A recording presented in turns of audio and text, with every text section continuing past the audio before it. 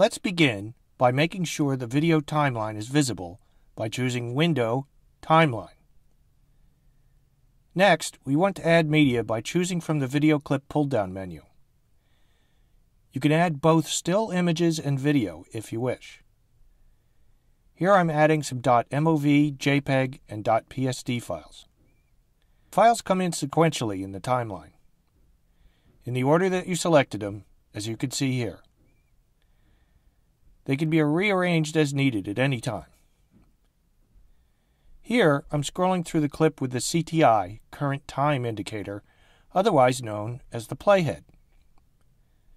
Wherever the red line is, that is the frame you're on. You'll notice that the selected clip is outlined in white, and that it is also the active layer in the Layers panel. Here, I'll make the Layers panel icons larger so you can see the stack of layers better. You can see when I select a different layer, that is outlined in white in the timeline.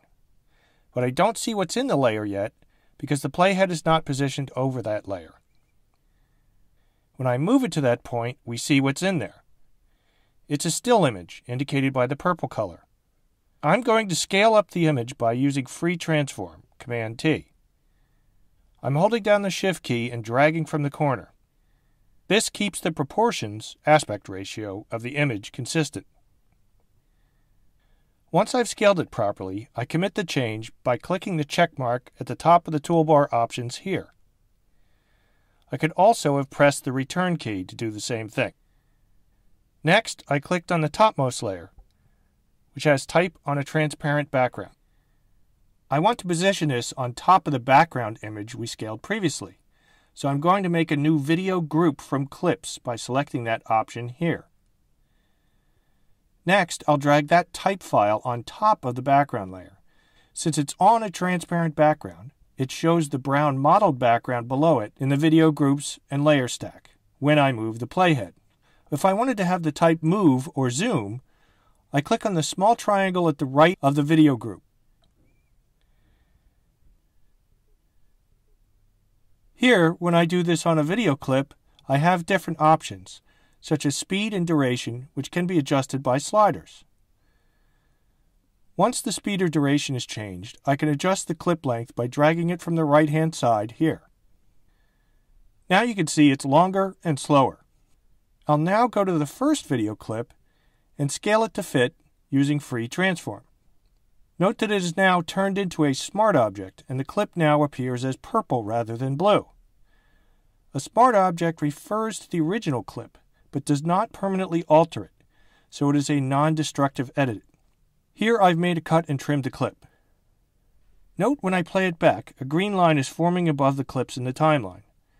This indicates the footage is being stored in Photoshop's cache for quicker playback. The more it can store, the better your playback, meaning it will not drop frames or stutter. Now I've enabled the timeline shortcut keys here. Here are some we can use, such as the arrow keys for forward and back one frame, or the home key to jump back to the start of the timeline, or the end key for jumping to the end.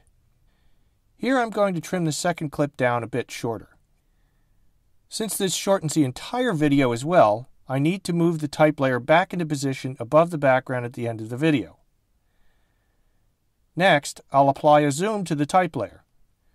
I can adjust its length to fit, since it's a still image like the background below. If I twirl down the video group 2, you can see that 2 keyframes are created. These can be adjusted as needed to change the speed of the zoom. I changed the speed, but the type is still too large, so I'll reduce it with Free Transform, Command T. This created an extra keyframe which I'll delete by clicking on it and pressing the Delete key. Playing it back, I've decided to make a transition, in this case a crossfade between 2 clips. I position the Playhead at that point, click and drag a crossfade to the clip, and adjust the time to 0.5 seconds. When I zoom up the timeline here, you can see the crossfade better. Next, I'll change the speed of the cloud footage here. So now it's much faster, 400%. Again, this shortens its duration, so I have to move the type clip back into position. If I change its length and not the background along with it, I see transparent pixels, so make sure the lengths match. I've now also adjusted the speed of the zoom with the keyframe position. And now I'll add a fade to black on both layers here and a fade in at the front of the first clip. Because the fade in is transparent at first, it would output as black, but I want to see how it looks. I'll create a blank layer to be filled in with black. I'll move it into position as the bottom layer. Next, I'll add the audio by clicking on the pull-down menu with the musical notes symbol. I need to choose an audio file such as .aif, .wav, or .mp3. The music plays back now.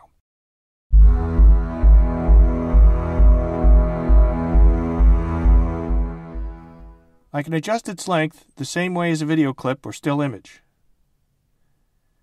I then adjust my clip length on my video to match the timing of the music a little better, and move the clips accordingly. Another small adjustment, check Playback, and I'm ready to export the video. Take note of the file name,